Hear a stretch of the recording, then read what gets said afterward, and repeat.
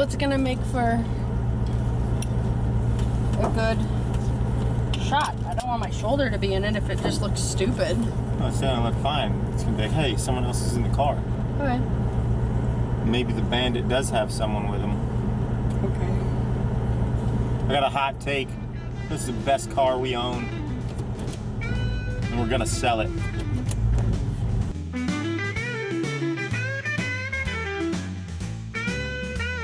You secure that good enough? We'll see.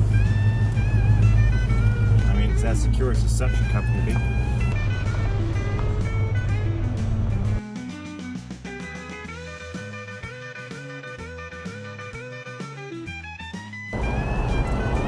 How is it? This? That. That? Should be fine. GoPro should be fine.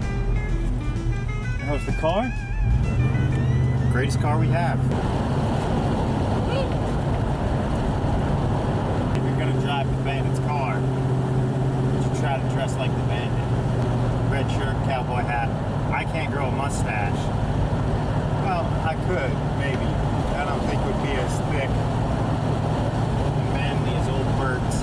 Now, there's a couple things we could still do to this car to make it better than it is. The AC and all the minor things. It's a hot day, it's about 95, but the airflow from these windows is fantastic. It keeps you generally pretty cool. So there's nothing really to complain about there. And the reason why I say this is the best car we have, it's better than the 15 Mustang, better than the Mach 1 Mustang 70, better than my dad's rat rod. No, sorry, mom's rat rod, my dad's hot rod, my brother's 370. I think that covers them all. It's because this is the easiest to drive. You can just jump in and go. You don't have to worry about anything. You don't have to worry about where you park it. You don't have to worry about what road you drive on. It's an easy cruise. You can just get in, hit the gas and go. It's relaxing to drive, which is a major plus. And this is an automatic, so that's a barrier of entry below. Makes it easier. It's nice and tight, doesn't rattle. So if you're looking for a muscle car and you don't know what to get and you're priced out of anything in the 70s, you know, whether it's a Camaro or a Challenger or a Mustang, because they're 40, 50, 60, 70, 80,000 Chargers, 80,000, something like that. You just jump 9 years into the future, grab yourself a 79 Trans Am, just like this. You get a big giant V8 in front of you. You get a great, it sounds great coming from the 4 exhaust points in the rear. You get rear wheel drive. Smoke the tires off this thing. As many burnouts as you want. That's what this thing loves to do. Cultural icon that it is from Smokey and the Bandit. Doesn't matter if it's 1, 2, or was there a 3? I don't know. I only saw the first 2. So you get all of these things wrapped into a vehicle that you can pretty much find for 20 grand and under. Obviously, if you want to get a low mileage one, it's going to be more expensive, but I mean, this thing has 135,000 miles on it, and it runs like it's brand new. And on top of all those really good stats and figures, you get a kick-ass Firebird on the hood. The only thing that I think could make this car better is if we did have the T-top version. You know, then the top of my hat wouldn't be touching the ceiling every time we go over a bump.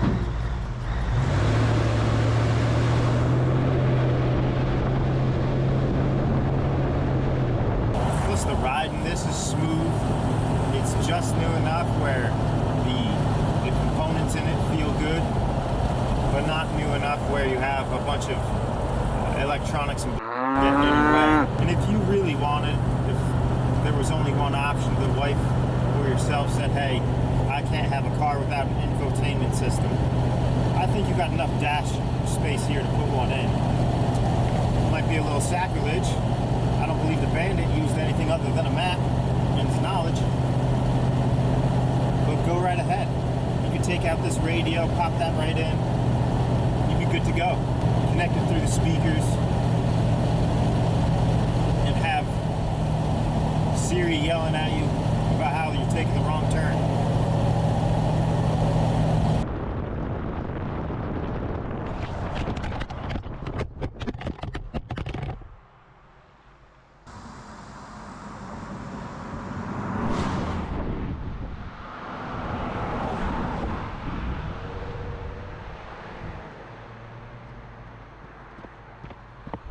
Huh.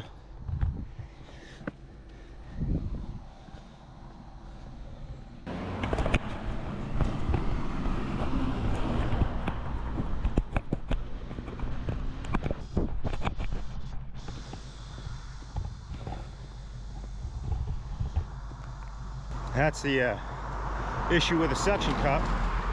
Sometimes they fall off.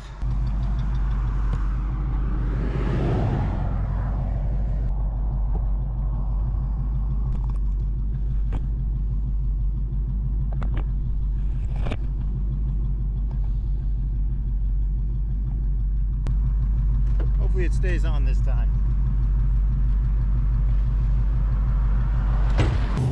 First time for everything. It's still recording. It recorded that whole thing, and all that happened was a little lens cap popped off of it. Really? Yeah.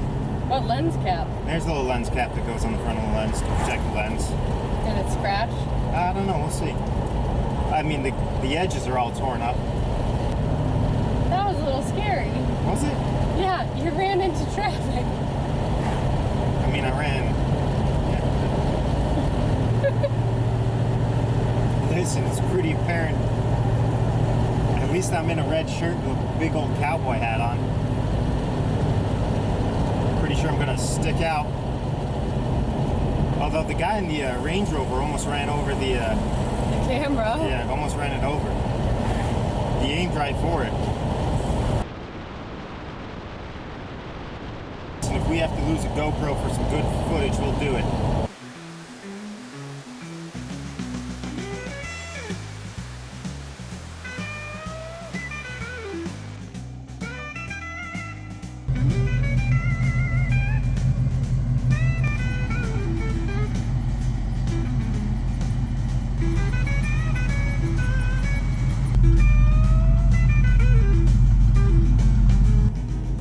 What are you doing with that thing now?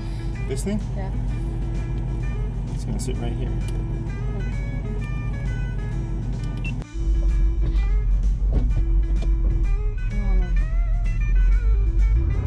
No, I got it.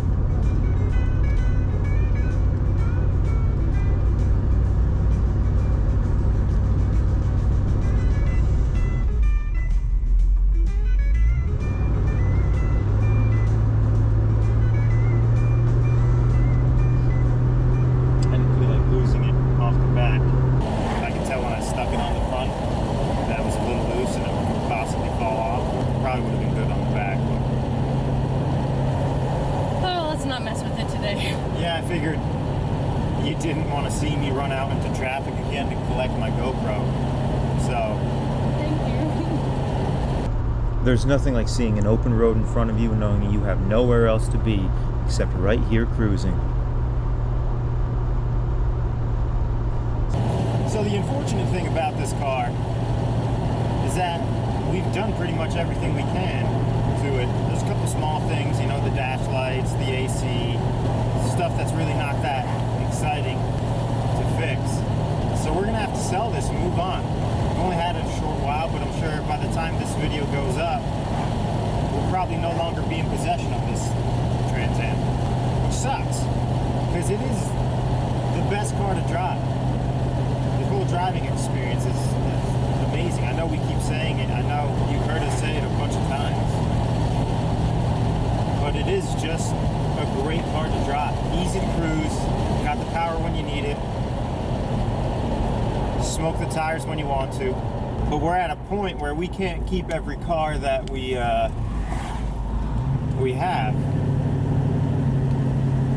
We gotta move on, get a new one. So that's where we are with this. In an ideal, if it was an ideal situation, I wouldn't get rid of anything. I'd keep them all, collect them all, but unfortunately, we don't have the garage space or driveway space to keep everything right now. Who knows, maybe in a couple of years or so, we'll have a whole airplane hangar that we can just keep collecting the vehicles in, never get rid of anything. Till then, we gotta get rid of some things before we get new things. So this will be the first to go. So this is kind of the swan song for the Trans Am. One last rip of Firebird freedom before it goes on to a new owner and someone else can enjoy it. You know, when I first pulled up back in the winter to take a look at this after Mom and Dad had got it home from Maine. Hello. I actually wasn't too keen on the styling. I was like, oh, it looks a bit dated. It's in that in-between years where it's not really new and it's not really old. But as I've seen it more and as I've driven it, the styling's grown on me. I mean, I think it looks great.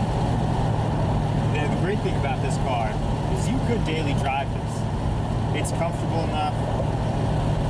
Okay, gas mileage is going to be terrible, but if you have the AC working, the heat's working, and you don't have really far to go, so this is probably a car that somewhere down the line I'm going to have to get another one after we let this one go.